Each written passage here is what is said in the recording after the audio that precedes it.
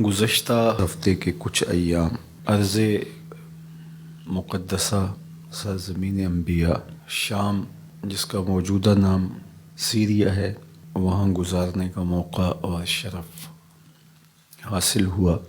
یہاں جو لوگ بستے ہیں ان میں کثرت کے ساتھ لوگوں کا نسب نامہ کسی نہ کسی پیغمبر سے ملتا ہے، تو اس وجہ سے ان میں صبر، حوصلہ، متانت، سنجیدگی اور ظاہری صوری حسن، جمال، خوبصورتی، زبان و بیان کی فصاحت، یہ سب کچھ ان کو ورثے میں ملا ہے۔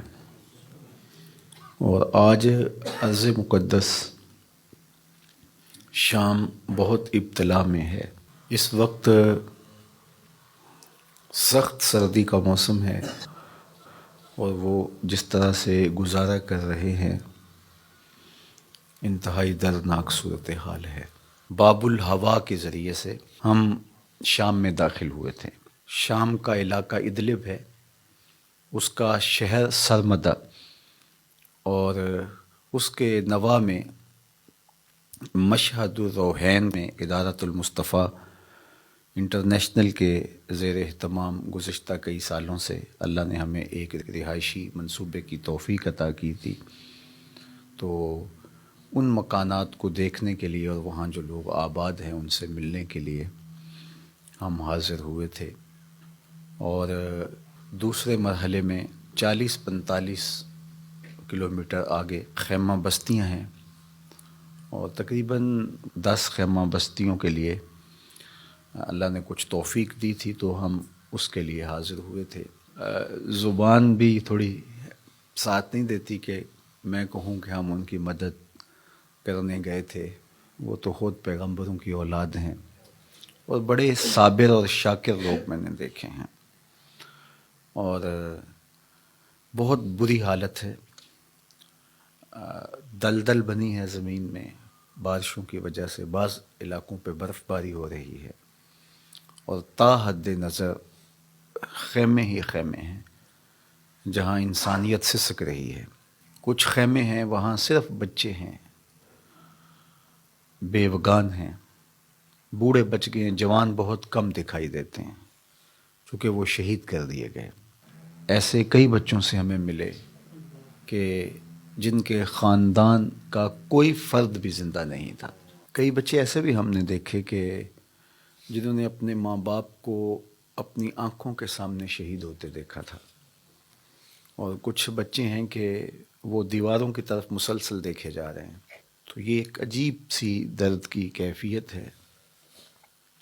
وہ کوئی مفلوق الحال نہیں تھے، اچھے گھروں کے بچے تھے، ماں باپ ان کا لاڈ دیکھتے تھے، ان کا پیار دیکھتے تھے، اور آج وہ خیموں میں پڑے ہوئے ایک ایک لقمے کے لیے ترس رہے ہیں۔ کچھ بچے تو مجھے بھولتے نہیں ہیں۔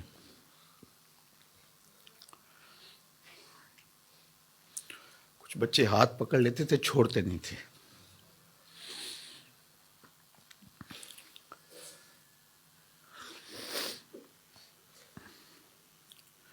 دکھاں دے گل ٹلیاں بنو، دکھاں دے گل ٹلیاں بنو، چپ چپیتے آ جاندے نے، ساری وسطی ٹا جاندے نے۔ کچھ منظر ہوتے ہیں جو الفاظ کے ساتھ بیان کر دیے جاتے ہیں، اس کا نقشہ کھینچ دیا جاتا ہے، لیکن کچھ مناظر جو آنکھیں دیکھتی ہیں ان کو بیان کرنے سے زبانیں قاصر ہوتی ہیں۔ تو اب میں آپ سے جب کہ ہم کلام ہو رہا ہوں تو میری روح بھی ان خیموں کے بیچوں بیچ کہیں بھٹک رہی ہے، اور میرے خیال بھی وہیں ان بچوں کے ساتھ جڑے ہوئے ہیں، اور میں بات آپ سے کر رہا ہوں، اور میری تمام تر توجہات اور میری تمام، کیا میں کہوں، میرے پاس لفظ ہی نہیں ہیں کہ میں ان کے درد کی تصویر کھینچ کے آپ کے سامنے رکھ سکوں۔ بارگاہ عزت میں دعا ہے اللہ اس امت کے لیے رحم فرما۔